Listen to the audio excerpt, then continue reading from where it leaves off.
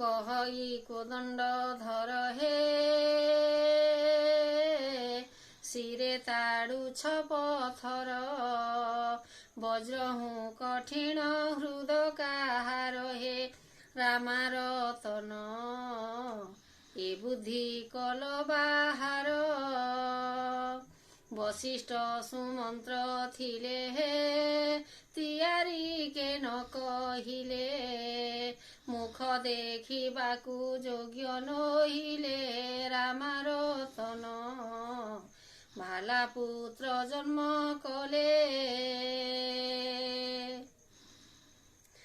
14 ବରଷ କାଳ ଗୋ ପିନ୍ଧିବି ବୃକ୍ଷ ବକଳ ନୀତି ବୁଲୁଥିବି ପର୍ବତ ମୂଳ ଗୋ ରାମାରତନ